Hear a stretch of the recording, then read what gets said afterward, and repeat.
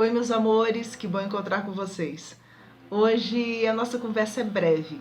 Breve porque vamos falar de duas perguntinhas só. Estamos encerrando hoje o capítulo 2 dos elementos gerais do universo, que está na parte primeira das causas primárias de O Livro dos Espíritos. E na última sessão desse capítulo, Kardec vai reunir duas perguntas em torno do tema espaço universal. E ele começa perguntando para os espíritos se o espaço universal é infinito ou limitado. Vamos deixar bem claro aqui. Será que existe alguma coisa além do espaço? Ele vai ter o espaço, o universo, né? Chega um ponto em que ele se fecha, em que ele se encerra, em que ele acaba. A ideia da pergunta tem a ver mais ou menos com isso. E os espíritos já deixam claro, logo de início, que o espaço é infinito. Hoje, a gente já consegue ter um pouquinho dessa dimensão, né, por causa das pesquisas que os cientistas fazem, né, com relação aos conhecimentos do espaço, e cada vez vão sendo descobertos um número maior de galáxias, de sistemas, e isso vai trazendo para a gente mais claramente essa dimensão.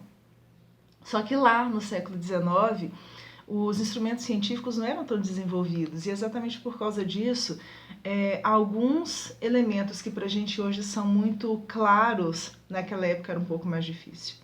Mas até mesmo essa ideia de infinito é uma ideia que é um pouquinho densa, complexa, porque como assim? Aonde que acaba? A gente tem essa sensação, né, essa necessidade de uma finitude, de um término qualquer, para que a gente possa dominar melhor esse tipo de entendimento. Mas a questão é exatamente essa, a gente não tem domínio ainda sobre isso, nós estamos ainda ensaiando esse tipo de conhecimento.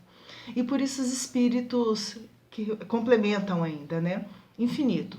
Supõe no limitado. A gente entende às vezes, ou a gente imagina que em algum momento vai ter algum término. Mas eles colocam logo depois de uns 2 pontinhos. Que haverá para lá de seus limites? Se ele for limitado, o que que tem depois desse limite? Vamos imaginar uma cidade. Quando chega nos limites daquela cidade, o que que tem depois? No nosso caso aqui, outras cidades.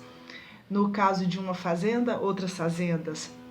No caso de limites territoriais de países, outros países. E no campo do universo, no campo do espaço universal, o que é que tem para além desses limites? E aí eles comentam, é isso que confunde a nossa razão, isso te confunde a razão, bem eu sei. No entanto, a razão te diz que não pode ser de outro modo. Porque se a gente pensar nesse espaço limitado, né, nessa questão de que vai chegar um ponto em que vai estar lá o fim do universo, depois vai ter que ter outras coisas, e depois dessas coisas, outras coisas.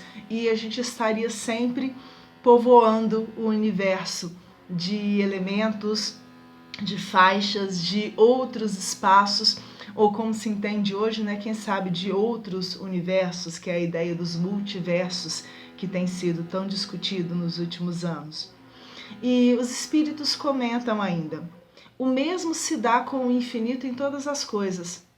Não é, aí eles cutucam a gente um pouquinho, não é na pequenina esfera em que vos achais que podereis compreendê-lo.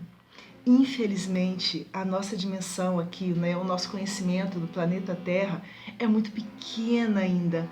Nosso planeta é um planetinha, lindo, maravilhoso, mas é um planeta pequenininho diante da magnitude toda que representa o universo.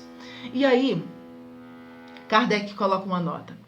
Supondo-se um limite ao espaço, por mais distante que a imaginação coloque, a razão diz que além desse limite alguma coisa há, e assim gradativamente até o infinito. Porquanto, embora essa alguma coisa fosse o vazio absoluto, ainda seria o espaço. Mesmo que para além desses limites acontecesse ou existisse simplesmente o vazio, ainda seria de alguma forma um espaço vazio. E aí eles encerram com a questão 36. O vácuo absoluto existe em alguma parte no universo? E vamos lembrar que a ideia, vamos falar de uma forma bem simples, né? A ideia do vácuo seria a ideia da ausência completa de tudo, né?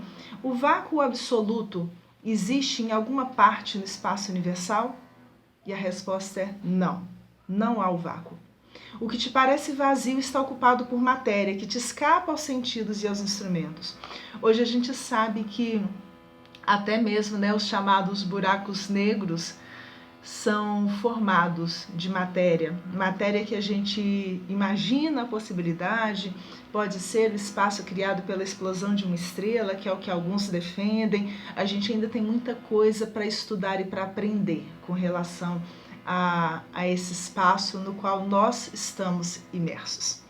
E a melhor forma de aprender é se colocar na condição de expectante, de espectadores, de pessoas que estão abertas para ouvir possibilidades de informação, de desenvolvimento, de crescimento novas.